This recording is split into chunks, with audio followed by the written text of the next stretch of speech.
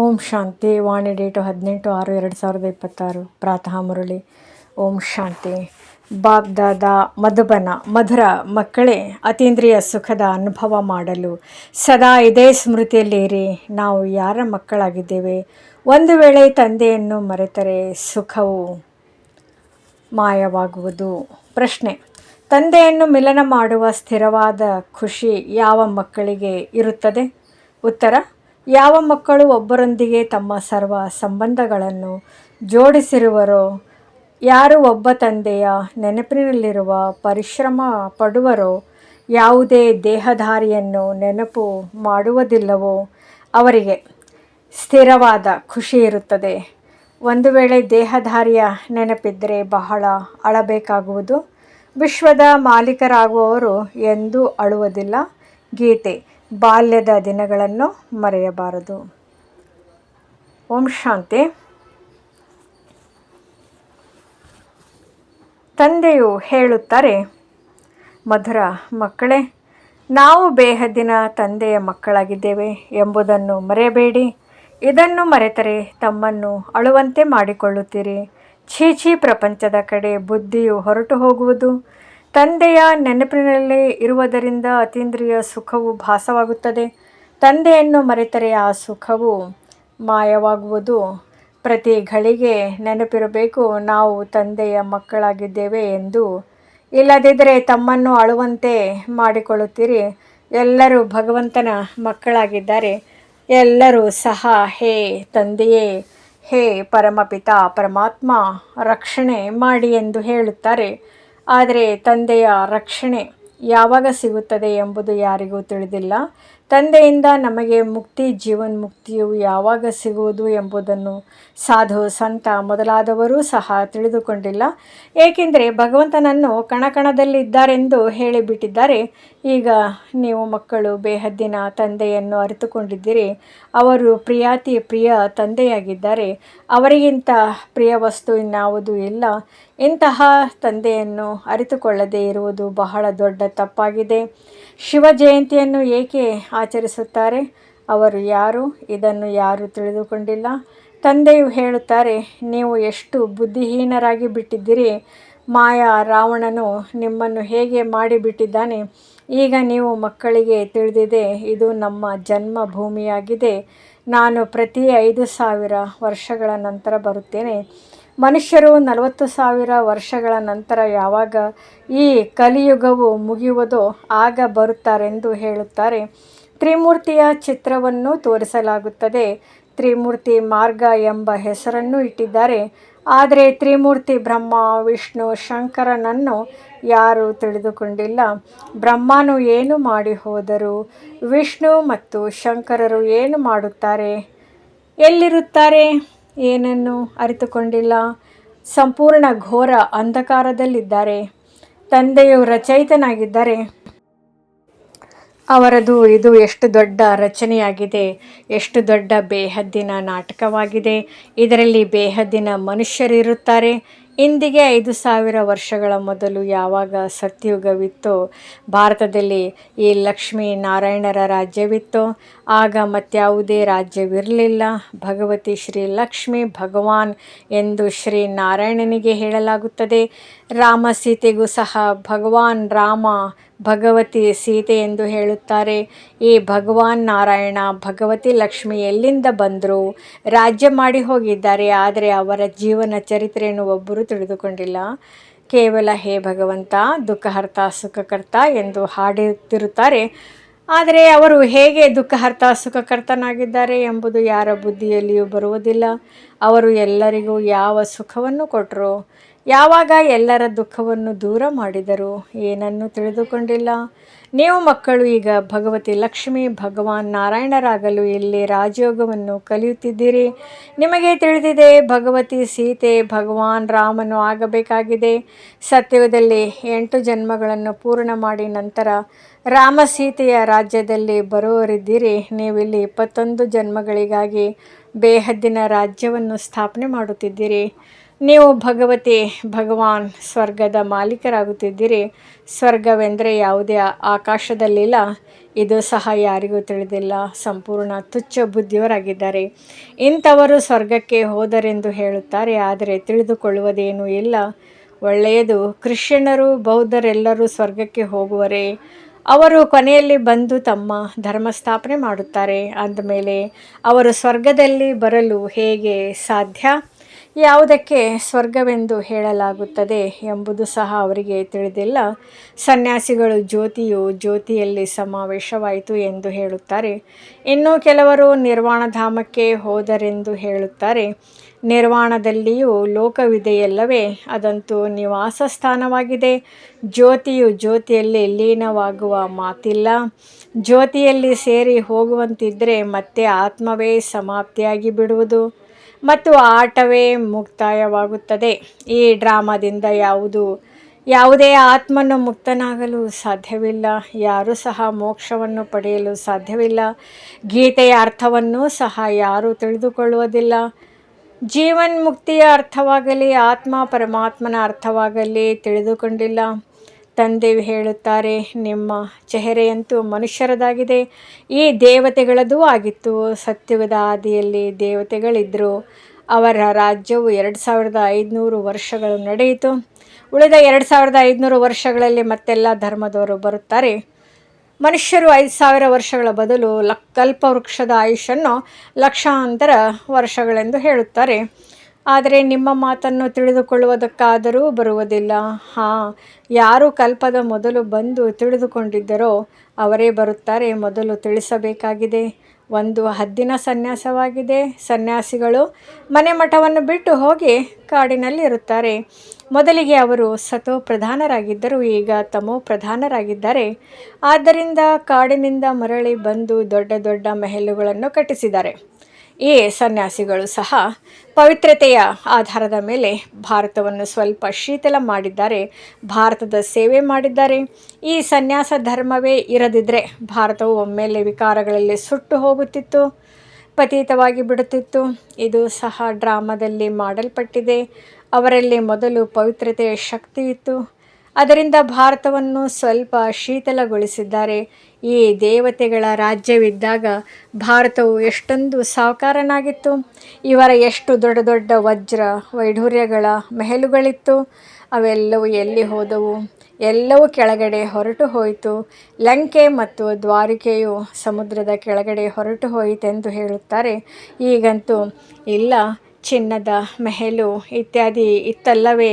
ಯಾವಾಗ ಮಂದಿರಗಳಲ್ಲಿಯೇ ವಜ್ರ ವೈಢೂರ್ಯಗಳನ್ನು ಅಲಂಕರಿಸುತ್ತಾರೆ, ಅಂದಮೇಲೆ ಅಲ್ಲಿ ಏನು ತಾನೇ ಇರುವುದಿಲ್ಲ. ನೀವು ಮಕ್ಕಳಿಗೆ ಎಷ್ಟೊಂದು ಖುಷಿ ಇರಬೇಕು. ತಂದೆಯು ಪುನಃ ಬಂದಿದ್ದಾರೆ, ತಂದೆಯನ್ನು ನೆನಪು ಮಾಡಿ ಎಂದು ಹೇಳುತ್ತಾರೆ. ಒಬ್ಬರನ್ನೇ ನೆನಪು ಮಾಡಬೇಕಾಗಿದೆ. ಆದ್ದರಿಂದ ವಿಕರ್ಮಗಳು ವಿನಾಶವಾಗುತ್ತವೆ, ಆದರೆ ಅವರನ್ನು ಮರೆತು ಹೋಗುತ್ತೀರಿ ಮತ್ತು ದೇಹಧಾರಿಯ ನೆನಪು ಬಂದುಬಿಡುತ್ತದೆ. ದೇಹಧಾರಿಗಳ ನೆನಪಿನಿಂದ ಏನೂ ಲಾಭವಿಲ್ಲ. ತಂದೆಯು ಹೇಳುತ್ತಾರೆ, ನನ್ನನ್ನೊಬ್ಬನನ್ನೇ ನೆನಪು ಮಾಡಿರಿ, ಯಾವುದೇ ದೇಹಧಾರಿಯನ್ನು ನೆನಪು ಮಾಡಬೇಡಿ. ತಾಯಿ ಸತ್ತರೂ ಸಹ ಹಲ್ವಾ ತಿನ್ನಿರಿ. ಒಬ್ಬ ತಂದೆಯ ನೆನಪಿನಿಂದಲೇ ಸಂಪಾದನೆಯಾಗುವುದು. ನಾವು ಶಿವತಂದೆಯ ಮಕ್ಕಳಾಗಿದ್ದೇವೆ, ಅವರಿಂದ ಆಸ್ತಿಯನ್ನು ತೆಗೆದುಕೊಳ್ಳಬೇಕಾಗಿದೆ. ಈ ಸಮಯದಲ್ಲಿ ತಂದೆಯನ್ನು ನೆನಪು ಮಾಡದಿದ್ದರೆ ನಂತರ ಬಹಳ ಪಶ್ಚಾತ್ತಾಪ ಪಡಬೇಕಾಗುವುದು, ಅಳಬೇಕಾಗುವುದು. ವಿಶ್ವದ ಮಾಲೀಕರಾಗುವವರಿಗೆ ಅಳುವ ಅವಶ್ಯಕತೆಯಾದರೂ ಏನಿದೆ? ನೀವು ತಂದೆಯನ್ನು ಮರೆತು ಹೋಗುತ್ತೀರಿ, ಆಗಲೇ ಮಾಯೆಯು ಪೆಟ್ಟು ಕೊಡುತ್ತದೆ. ಆದ್ದರಿಂದ ತಂದೆಯು ಮತ್ತೆ ಮತ್ತೆ ತಿಳಿಸುತ್ತಾರೆ, ಮಕ್ಕಳೇ, ತಂದೆ ಮತ್ತು ಆಸ್ತಿಯನ್ನು ನೆನಪು ಮಾಡಿ. ಅಮರನಾಥನು ಅಮರಪುರಿಯಲ್ಲಿ ಕೇವಲ ಒಬ್ಬ ಪಾರ್ವತಿಗೆ ಅಮರ ಕಥೆಯನ್ನು ತಿಳಿಸಿರುವುದಿಲ್ಲ, ಅವಶ್ಯಕವಾಗಿ ಅನೇಕರಿರುತ್ತಾರೆ. ಯಾರೆಲ್ಲ ಮನುಷ್ಯರು ಮಾತ್ರರಿದ್ದಾರೆಯೋ ಎಲ್ಲರಿಗೂ ತಂದೆಯು ತಿಳಿಸುತ್ತಾರೆ, ಈಗ ಪತಿತರಾಗಬೇಡಿ, ಈ ಅಂತಿಮ ಜನ್ಮ ಪವಿತ್ರರಾಗಿರಿ. ಅಲ್ಲಿ ಸ್ವರ್ಗದಲ್ಲಿ ಯಾವುದೇ ವಿಕಾರವಿರುವುದಿಲ್ಲ. ಒಂದು ವೇಳೆ ಅಲ್ಲಿಯೂ ವಿಕಾರವಿರುವುದಾದರೆ ಸ್ವರ್ಗ ಮತ್ತು ನರಕದಲ್ಲಿ ಅಂತರವಾದರೂ ಏನು ಉಳಿಯಿತು? ಸರ್ವಗುಣ ಸಂಪನ್ನ ಸೋಲಾಕಲ ಸಂಪೂರ್ಣರು ಎಂದು ದೇವಿ ದೇವತೆಗಳ ಮಹಿಮೆ ಹಾಡುತ್ತಾರೆ. ಭಗವಂತನು ಬಂದು ಭಗವತಿಯರನ್ನಾಗಿಯೇ ಮಾಡುತ್ತಾರೆ. ಭಗವಂತನ ಹೊರತು ಮತ್ಯಾರೂ ಮಾಡಲು ಸಾಧ್ಯವಿಲ್ಲ. ಭಗವಂತ ಒಬ್ಬರೇ ಆಗಿದ್ದಾರೆ. ಭಗವತಿಯ ರಾಜಧಾನಿ ಎಂದು ಗಾಯನವಿದೆ.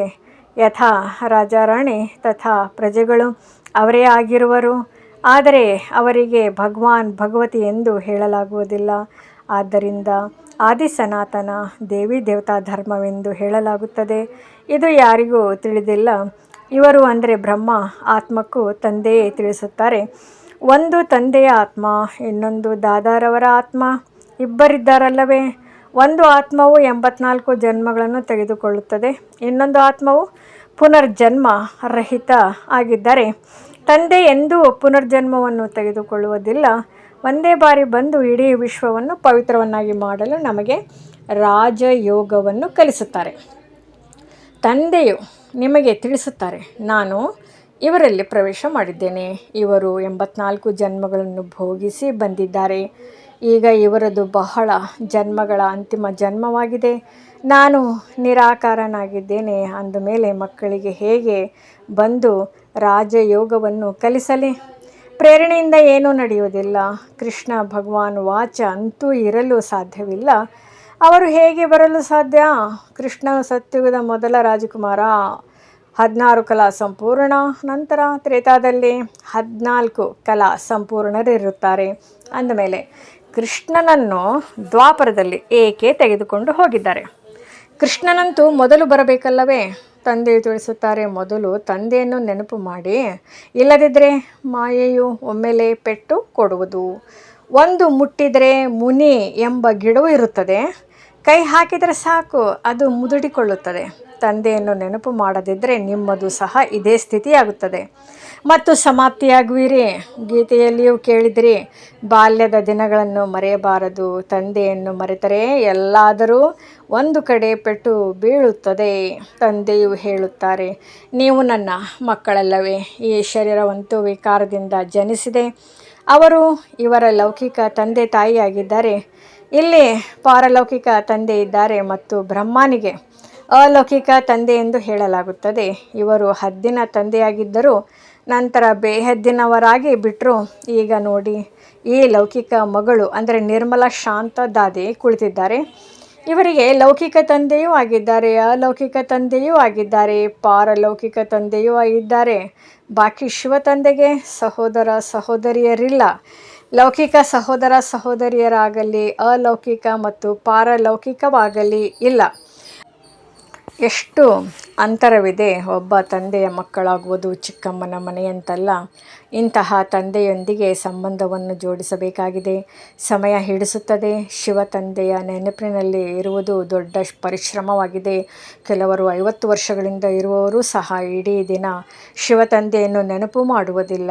ಇಂಥವರೂ ಇದ್ದಾರೆ.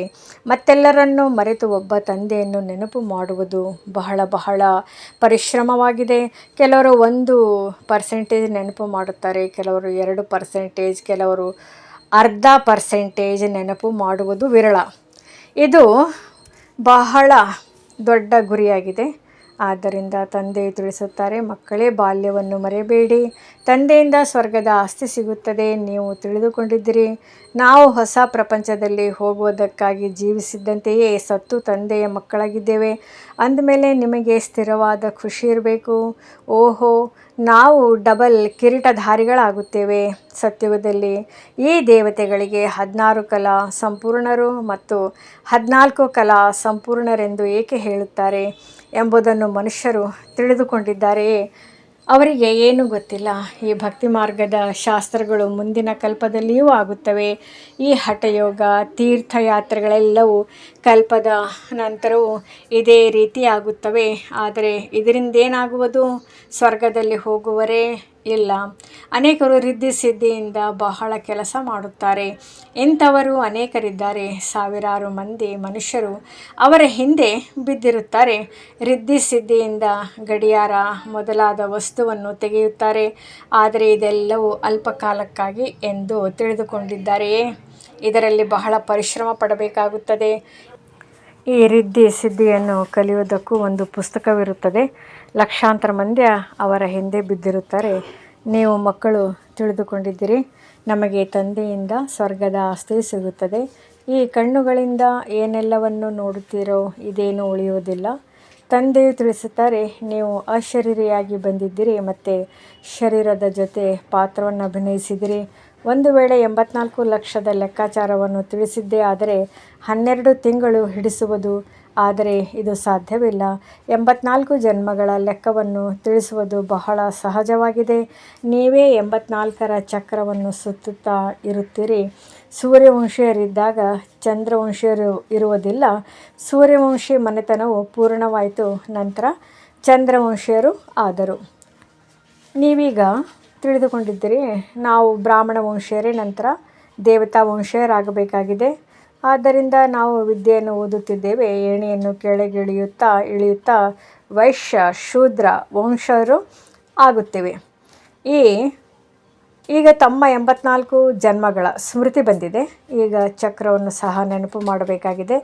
ತಂದೆಯನ್ನು ನೆನಪು ಮಾಡುವುದರಿಂದ ಸದಾ ಆರೋಗ್ಯವಂತರು, ಐಶ್ವರ್ಯವಂತರಾಗುತ್ತೀರಿ. ಪಾಪಗಳು ಕಳೆಯುತ್ತವೆ. ಚಕ್ರವನ್ನು ಅರಿತುಕೊಳ್ಳುವುದರಿಂದ ಚಕ್ರವರ್ತಿಗಳಾಗಿ ಬಿಡುತ್ತೀರಿ. ನಿಮಗೆ ತಿಳಿದಿದೆ, ಈ ಹಳೆಯ ಪ್ರಪಂಚವು ಸ್ಮಶಾನವಾಗುವುದಿದೆ. ಏನೂ ಉಳಿಯುವುದಿಲ್ಲ. ಎಲ್ಲವೂ ಸಮಾಪ್ತಿಯಾಗಿ ಬಿಡುವುದು. ರಾಮನೂ ಹೋದ, ರಾವಣನೂ ಹೋದ. ಸತ್ಯಯುಗದಲ್ಲಿ ರಾಮನ ಎಷ್ಟು ಚಿಕ್ಕ ಪರಿವಾರವಿರುತ್ತದೆ, ಈಗ ರಾವಣನ ಎಷ್ಟು ದೊಡ್ಡ ಪರಿವಾರವಿದೆ. ಮಕ್ಕಳಿಗೆ ತಿಳಿದಿದೆ, ಈ ರಾಜಧಾನಿಯು ಸ್ಥಾಪನೆಯಾಗುತ್ತಿದೆ. ಪ್ರತಿ ಮಾತಿನಲ್ಲಿ ಪುರುಷಾರ್ಥ. ಮೊದಲು ತಂದೆಯು ಪುರುಷಾರ್ಥ ಮಾಡಿಸುತ್ತಾರೆ. ಮಕ್ಕಳೇ, ನನ್ನನ್ನು ನೆನಪು ಮಾಡಿರಿ. ಯಾವ ತಂದೆಯಿಂದ ಸ್ವರ್ಗದ ರಾಜ್ಯಭಾಗ್ಯವು ಸಿಗುತ್ತದೆಯೋ ಅವರನ್ನೇ ನೀವು ನೆನಪು ಮಾಡುವುದಿಲ್ಲವೇ? ತಂದೆಯು ಸ್ಮೃತಿ ತರಿಸುತ್ತಾರೆ. ನೀವು ಸ್ವರ್ಗದ ಮಾಲೀಕರಾಗಿದ್ದೀರಿ. ಈಗ ಪುನಃ ಪುರುಷಾರ್ಥ ಮಾಡಿ ಸ್ವರ್ಗದ ಮಾಲೀಕರಾಗಿರಿ. ಒಳ್ಳೆಯದು. ಮಧುರಾತಿ ಮಧುರ. ಅಗಲಿ ಹೋಗಿ ಮರಳಿ ಸಿಕ್ಕಿರುವ ಮಕ್ಕಳ ಪ್ರತಿ ಮಾತಾಪಿತಾ ಬಾಪ್ದಾದರವರ ನೆನಪು, ಪ್ರೀತಿ ಹಾಗೂ ಸುಪ್ರಭಾತ. ಆತ್ಮಿಕ ಮಕ್ಕಳಿಗೆ ಆತ್ಮಿಕ ತಂದೆಯ ನಮಸ್ತೆ. ಧಾರಣೆಗಾಗಿ ಮುಖ್ಯ ಸಾರ. ಎಂದೂ ಯಾವುದೇ ಮಾತಿನಲ್ಲಿ ಮುಟ್ಟಿದರೆ ಮುನಿ ಆಗಬಾರದು. ಈಶ್ವರಿಯ ಬಾಲ್ಯವನ್ನು ಮರೆತು ಬಾಡಿ ಹೋಗಬಾರದು. ಈ ಕಣ್ಣುಗಳಿಂದ ಏನೆಲ್ಲವೂ ಕಾಣುತ್ತಿದೆಯೋ ಅದನ್ನು ನೋಡಿದರೂ ನೋಡದಂತಿರಬೇಕಾಗಿದೆ. ಒಬ್ಬ ತಂದೆಯ ನೆನಪಿನಲ್ಲಿಯೇ ಸಂಪಾದನೆ ಇದೆ. ಆದ್ದರಿಂದ ದೇಹಧಾರಿಗಳನ್ನು ನೆನಪು ಮಾಡಿ ಅಳಬಾರದು. ತಂದೆ ಮತ್ತು ಆಸ್ತಿಯನ್ನು ನೆನಪು ಮಾಡಿ ವಿಶ್ವದ ರಾಜ್ಯವನ್ನು ಪಡೆದುಕೊಳ್ಳಬೇಕಾಗಿದೆ. ವರದಾನ. ಶ್ರೇಷ್ಠ ಮತದ ಆಧಾರದ ಮೇಲೆ ಮಾಯಾವಿ ಸಂಘ ದೋಷದಿಂದ ದೂರ ಇರುವಂತಹ ಶಕ್ತಿ ಸ್ವರೂಪ ಭವ. ಮಕ್ಕಳ ಒಂದು ದೂರು ಇರುತ್ತದೆ. ಎಲ್ಲ ಸಂಬಂಧಿಗಳು ಕೇಳುವುದಿಲ್ಲ. ಸಂಘ ಚೆನ್ನಾಗಿಲ್ಲ. ಈ ಕಾರಣ ಶಕ್ತಿಶಾಲಿಯಾಗಲು ಸಾಧ್ಯವಿಲ್ಲ. ಆದರೆ ಶ್ರೇಷ್ಠ ಮತದ ಮೇಲೆ ಜ್ಞಾನ ಸ್ವರೂಪ ಶಕ್ತಿ ಸ್ವರೂಪದ ವರದಾನಿಯಾಗಿ ತಮ್ಮ ಸ್ಥಿತಿಯನ್ನು ಅಚಲವನ್ನಾಗಿ ಮಾಡಿಕೊಳ್ಳಿ. ಸಾಕ್ಷಿಯಾಗಿ ಪ್ರತಿಯೊಬ್ಬರ ಪಾತ್ರವನ್ನು ನೋಡಿರಿ. ತಮ್ಮ ಸತೋಗುಣಿ ಪಾತ್ರದಲ್ಲಿ ಸ್ಥಿತರಾಗಿ ಸದಾ ತಂದೆಯ ಸಂಘದಲ್ಲಿರಿ. ಆಗ ತಮೋಗುಣಿ ಆತ್ಮದ ಸಂಘದ ರಂಗಿನ ಪ್ರಭಾವ ಬೀಳಲು ಸಾಧ್ಯವಿಲ್ಲ. ಸ್ಲೋಗನ್. ಯಾರು ಕರ್ಮದ ಕಲ್ಪವೃಕ್ಷದ ಕೊಂಬೆ ಮೇಲೆ ಕುಳಿತು ಕರ್ಮ ಮಾಡುತ್ತಾ ಉಪರಾಮ್ ಸ್ಥಿತಿಯಲ್ಲಿ ಇರುವವರೇ ಕರ್ಮ ಯೋಗಿಗಳು. ಅವ್ಯಕ್ತ ಸೂಚನೆಗಳು. ಸದಾ ಹರ್ಷಿತರಾಗಿರಲು ತಮ್ಮ ಸ್ವಭಾವವನ್ನು ಸರಳ ಮಾಡಿಕೊಳ್ಳಿರಿ. ಸಹನಶೀಲರಾಗಿರಿ. ಹೇಗೆ ಯಾರದು ವಿಶೇಷ ಸ್ವಭಾವವಿರುತ್ತದೆ, ಆ ಸ್ವಭಾವಕ್ಕೆ ವಶರಾಗಿ ಬೇಡವೆಂದರೂ ನಡೆಯುತ್ತಿರುತ್ತಾರೆ, ಹೇಳುತ್ತಾರೆ, ಬಯಸುವುದಿಲ್ಲ. ಆದರೆ ಇದು ನನ್ನ ಸ್ವಭಾವವಾಗಿದೆ. ನೀವು ಮಕ್ಕಳದ್ದು ಇಂತಹ ಸರಳ ಸ್ವಭಾವವಿರಬೇಕು. ಯಾವುದು ಎಲ್ಲರಿಗೆ ಅನುಭವವಾಗಲಿ. ಇವರು ಸಹಜ ಯೋಗಿ, ಸ್ವತಃ ಯೋಗಿಯಾಗಿದ್ದಾರೆ. ಏನು ಮಾಡಲಿ, ಹೇಗೆ ಯೋಗ ಜೋಡಿಸಲಿ? ಈ ಮಾತುಗಳು ಸಮಾಪ್ತಿ. ಸದಾ ಸಹಯೋಗಿ ಆಗೇ ಇದ್ದಾರೆ, ಅರ್ಥಾತ್ ಯೋಗಿ. ಇದೇ ಒಂದು ಮಾತನ್ನು ಸ್ವಭಾವ ಮತ್ತು ಸರಳ ಮಾಡಿಕೊಳ್ಳುವುದರಿಂದ ಎಲ್ಲ ಸಬ್ಜೆಕ್ಟ್ನಲ್ಲಿ ಪರಿಪೂರ್ಣರಾಗಿ ಬಿಡುವಿರಿ. ಓಂ ಶಾಂತಿ. ಓಂ ನಮಃ ಶಿವಾಯ. ಸತ್ಯಂ ಶಿವಂ ಸುಂದರಂ ಸತ್ ಚಿತ್ ಆನಂದ ಸ್ವರೂಪ. ನಮ್ಮ ಚಾನೆಲ್ ವಿಡಿಯೋಗಳ ಹೆಚ್ಚಿನ ಮಾಹಿತಿಗಾಗಿ ಸಬ್ಸ್ಕ್ರೈಬ್ ಬಟನ್ಗೆ ಕ್ಲಿಕ್ ಮಾಡಿ ನಮ್ಮ ಚಾನೆಲ್ಗೆ ಸಬ್ಸ್ಕ್ರೈಬ್ ಮಾಡಿ. ಈ ವಿಡಿಯೋ ಇಷ್ಟವಾದಲ್ಲಿ ಲೈಕ್ ಮಾಡಿ, ಶೇರ್ ಮಾಡಿ ಹಾಗೂ ಕಮೆಂಟ್ ಮಾಡಿ.